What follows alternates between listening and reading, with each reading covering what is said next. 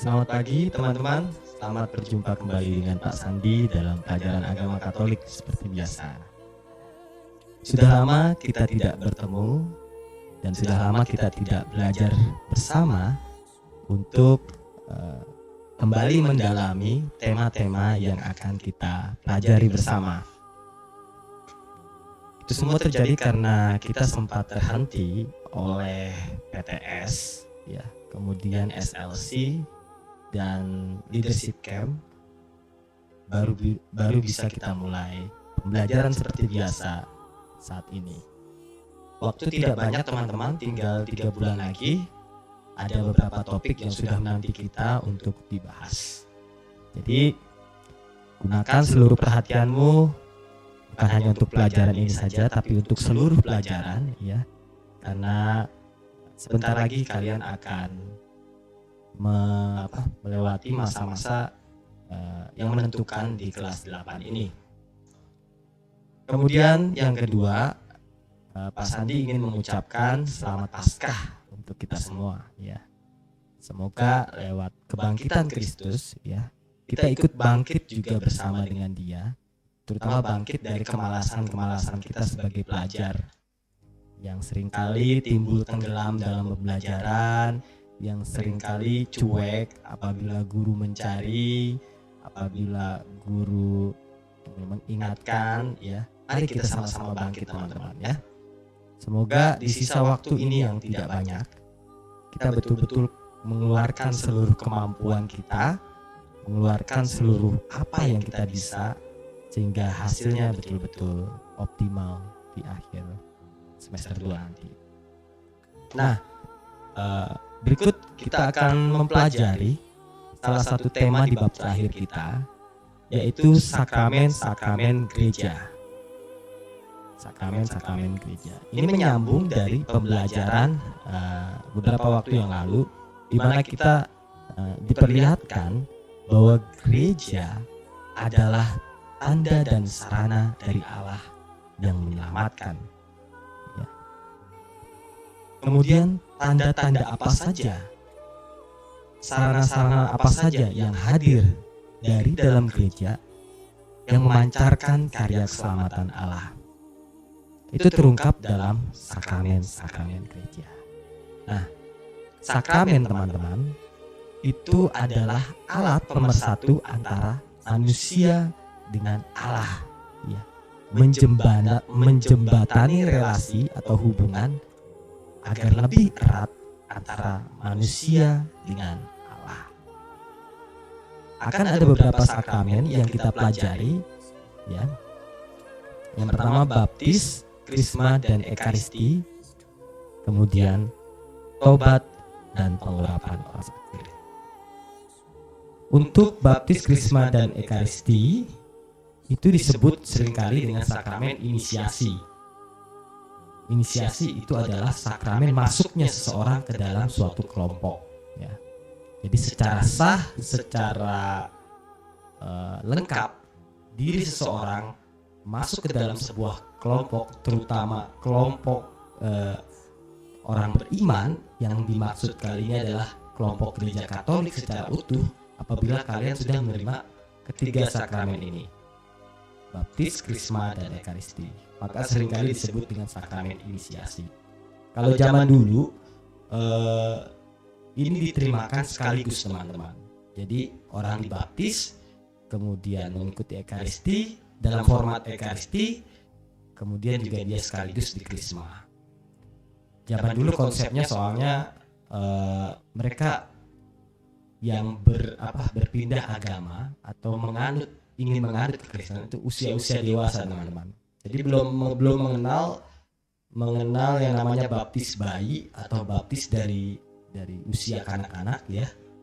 Karena dulu kan kekristenan belum semaju seperti yang sudah sekarang. Saat ini kita saksikan bersama. Nah, seiring dengan perjalanan waktu dan perkembangan umat, ya, tentu penanaman nilai-nilai kekristenan diatur sedemikian rupa agar lebih baik, termasuk dengan menanamkan nilai-nilai tersebut dalam sakramen baptis, sakramen krisma, sakramen Ekaristi. Maka tidak heran apabila kita ada persiapan Krisma, ada persiapan Ekaristi, ya, persiapan menyambut Ekaristi, ya, apabila kita belum menerimakan kedua sakramen itu. Sementara kalau sakramen baptis itu sudah ada, ya, untuk kanak-kanak. Ini sekilas untuk hantaran. Kemudian sakramen tobat, ya kita tahu atau sering disebut rekonsiliasi. Kemudian ada sakramen pengurapan orang sakit. Nah, itu sekilas hantaran apa yang akan kita pelajari, apa saja yang akan kita pelajari dalam bab 8. Ya, Pak Sandi pakai mic nih supaya suaranya agak jelas. Kemudian nggak perlu berteriak-teriak juga. Nah, sekarang kita lanjut ke sakramen yang pertama, teman-teman, ya, sakramen yang pertama. Tapi sebelum itu, kita awali kegiatan kita pada pagi hari ini dengan berdoa. Dalam nama Bapa dan Putera dan Roh Kudus. Amin.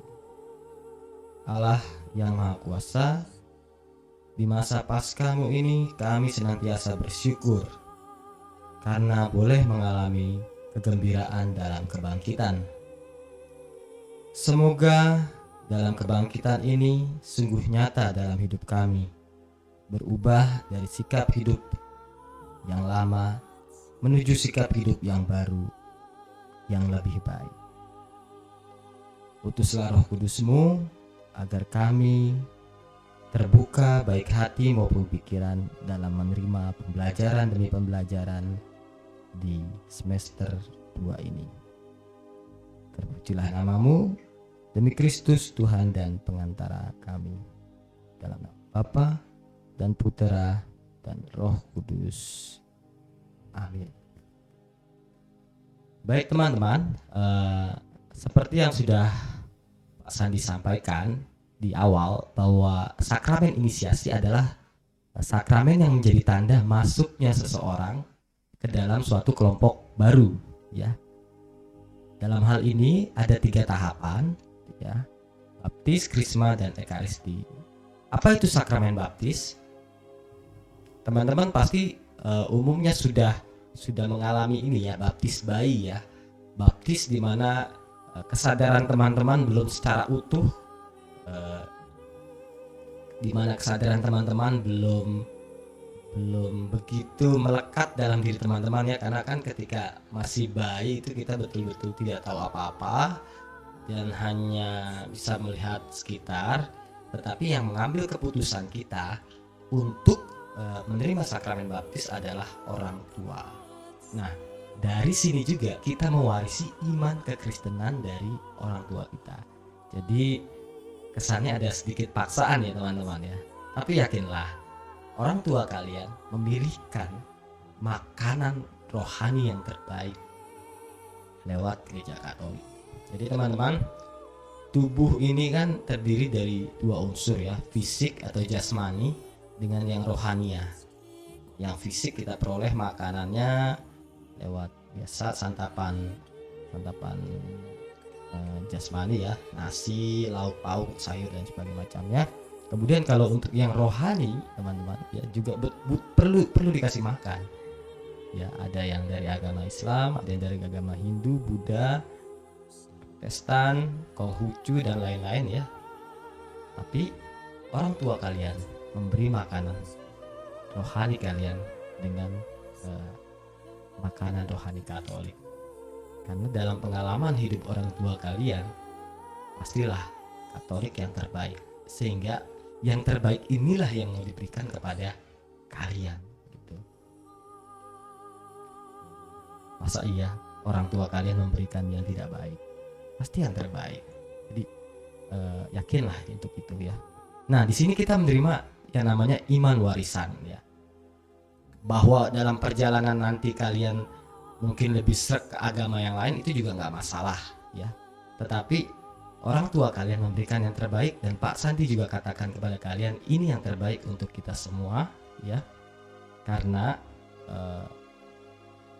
gereja Karena kekristenan menawarkan sesuatu yang berbeda dibanding dengan kepercayaan yang lainnya.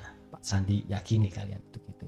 Kalau mau lebih dalam, kalau mau lebih lanjut, kenapa Pak Sandi berani mengatakan ini? Kita diskusi ringan, diskusi santai saja suatu saat ya. Kalau kalian ingin bertanya-tanya. Tapi bukan itu pokok bahasan kita yang ingin kita dalami. Kita mau melihat sakramen baptis itu sendiri apa dan seperti apa. Nah,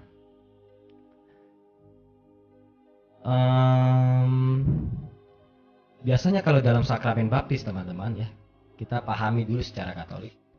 Biasanya kalau sakramen baptis teman-teman, ini ada lagunya nih. Syukur kepadamu Tuhan, sumber segala rahmat. Meski kami tanpa jasa, Kau pilih dan Kau angkat. Dan seterusnya teman-teman.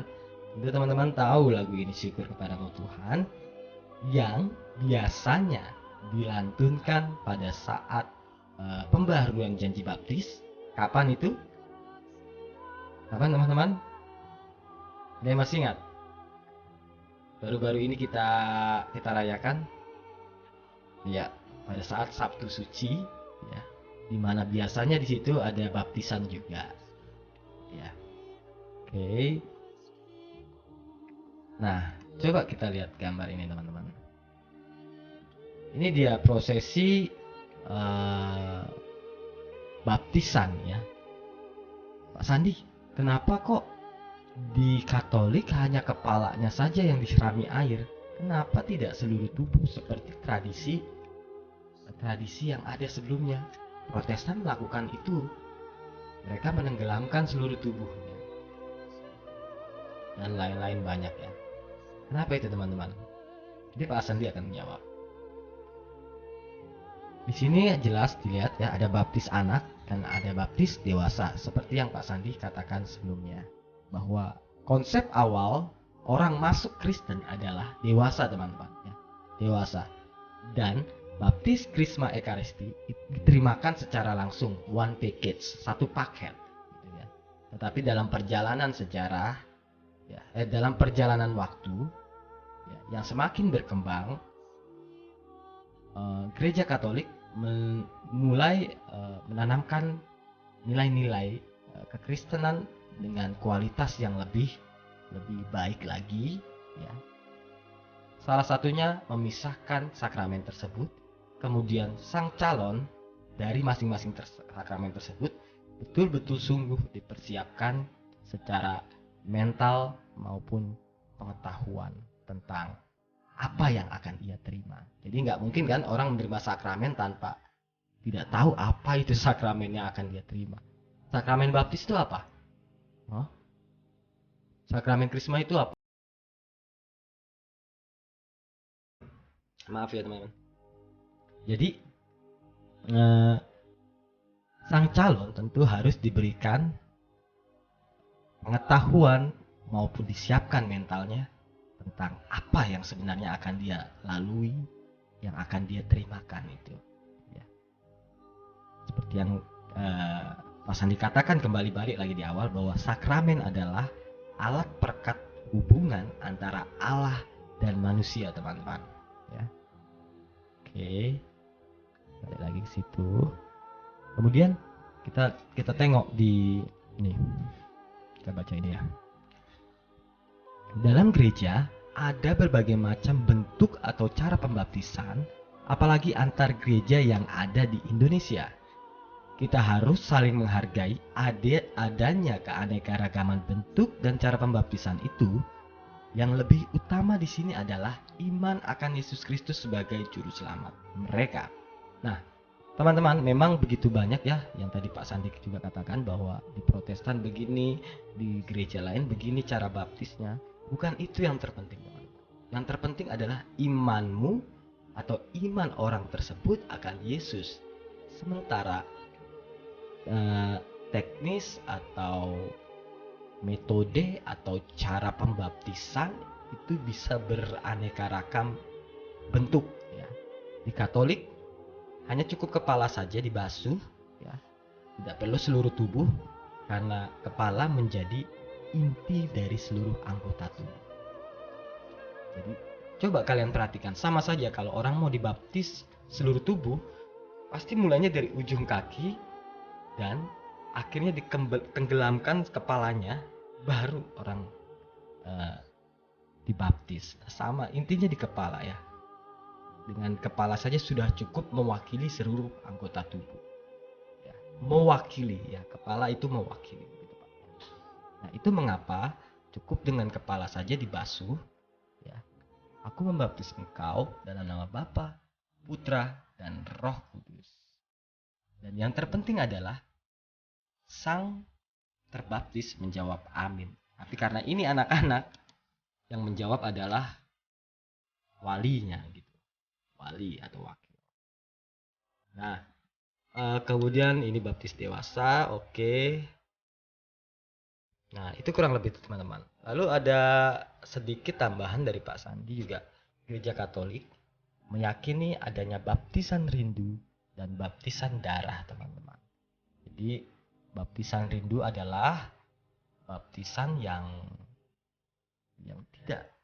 tidak bisa dilakukan oleh orang tertentu.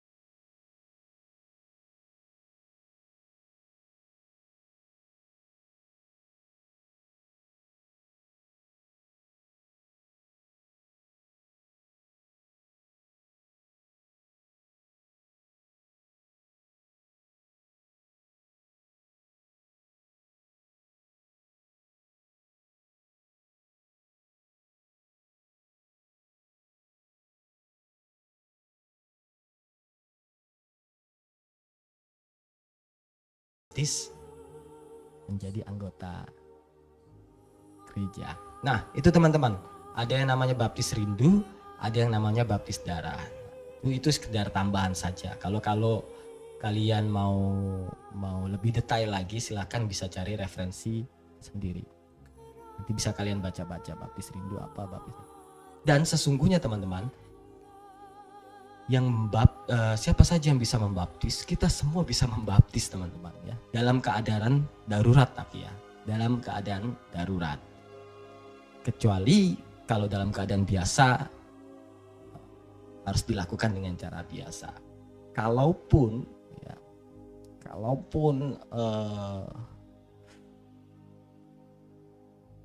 situasinya betul-betul tidak memungkinkan untuk baptis biasa, misalkan suatu kesempatan teman-teman berada di wilayah yang memang terpencil dan kemudian teman-teman tahu kalau ada seorang yang ingin masuk Katolik tapi dia dalam keadaan atau kondisi yang di ujung sakratul maut, teman-teman bisa membaptisnya. Ya, teman-teman bisa membaptisnya. Aku membaptis engkau dalam nama Bapa, Putra, dan Roh Kudus. Dengan menggunakan air bersih ya teman-teman. Usahakan air bersih, kemudian dibasuh ke kepalanya. Aku membaptis engkau dalam nama Bapa, Putra, dan Roh Kudus. Ya teman-teman, seperti itu ya. Putra dan Roh Kudus, dan yang dibaptis bilang amin gitu. Itu keadaan darurat ya.